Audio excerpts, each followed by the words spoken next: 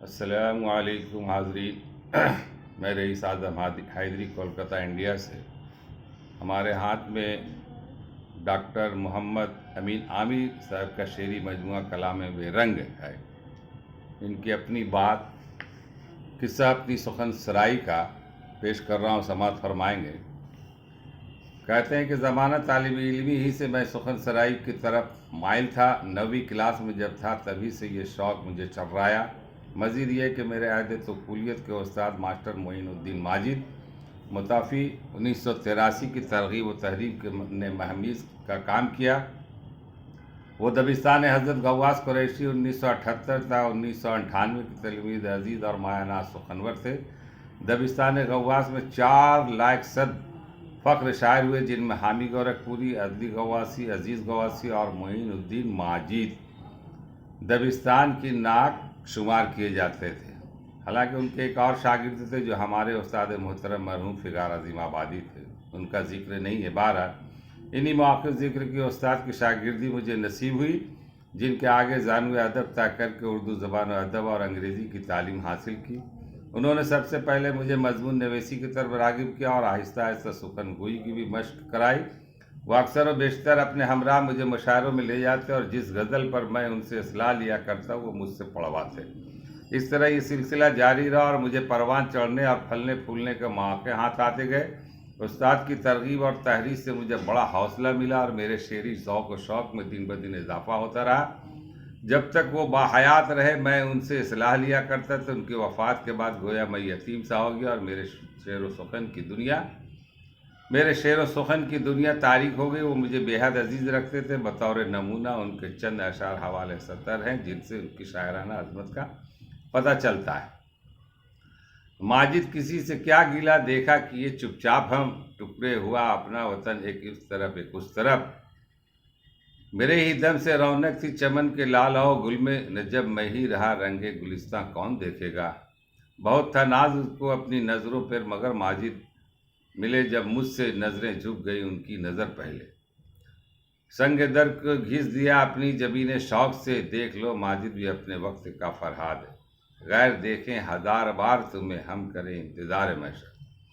استاد ماجد کے انتقال کے بعد میں شش و پنج میں پڑ گیا کہ اصلاح کلام کے لیے کس سے رجوع کیا جائے۔ اس سلسلے میں کسی کو میں نے اپنا باضابطہ استاد منتخب نہیں کیا، کیونکہ یکسو ہو کر میں نے کبھی شعر گوئی نہیں کی اور نہ ہی مشاعروں میں کبھی پابندی کے ساتھ شریک ہوا۔ جب کوئی خاص موقع آتا غزل کہہ لیتا اور پورے اعتماد ہو جاتا، اور اگر طبیعت مطمئن نہیں ہوتی تو اپنے محلے کے معروف شاعر استاد ادیب اور ناقد اختر جاوید سے مشورہ سخن کر لیا کرتا تھا۔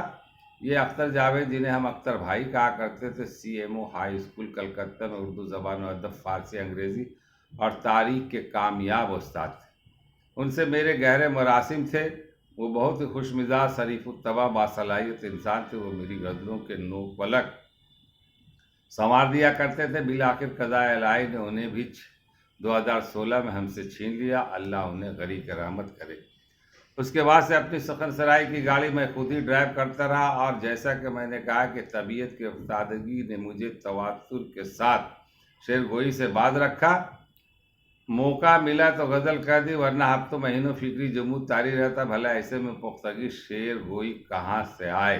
فکر و خیال کی دنیا میں پرواز کیوں کر ہو، اور سخن سرائی جاندار و پائیدار کیسے ہو؟ شعر گوئی مشاقی اور وسعت مطالعہ چاہتی ہے، تب اس میں جان پڑتی ہے اور اس میں اپنا کوئی رنگ نمایاں ہوتا ہے۔ مگر میری شاعری کا حال یہ ہے کہ خود اس میں نہ تو استاد ماجد ہی کا رنگ ہے، نہ ہی اس نے اختر جاوید کا رنگ ہے قبول کیا، اور نہ ہی اس میں اتنا دمخم ہے کہ وہ خود اپنا ہی رنگ جما سکے۔ نتیجہ ظاہر ہے کہ ایسی شاعری جس میں نہ کوئی جان ہے، کوئی رنگ ہے اور نہ ہی کوئی بوبات، اسے میں نے کلام بے رنگ سے موسوم کرنا مناسب سمجھا۔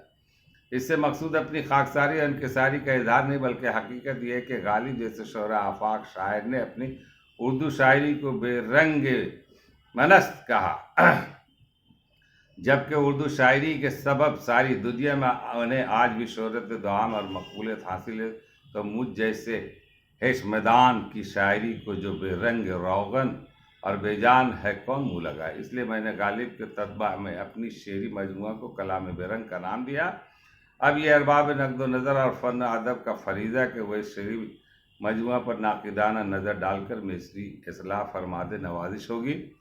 زیر نظر شعری سرمایہ جو کچھ ہے وہ غزل، نظم، صحرا، رخصتی اور قطعات تہنیتی و تعزیت پر مشتمل ہے۔ یہ تمام اصناف سخن ماہنامہ پیش رفت، نئی دہلی، جریدہ تمثیل نو، دربھنگا، سہروزہ دعوت، دہلی اور دیگر مقامی روزنامہ مثلاً آزاد ہند، اجالا، اخبار مشرق، آبشار، غازی، عکاس، احوال بنگال، نوائے بنگال، عوامی نیوز، راشٹریہ سہارا، سیاسی تقدیر، تاثیر وغیرہ میں زینت بنتے رہے۔ یہ وضاحت بھی ضروری ہے کہ بخوف طوالت اس شعری مجموعہ میں حمد و نعت اور قصیدہ کا حصہ شامل ہے۔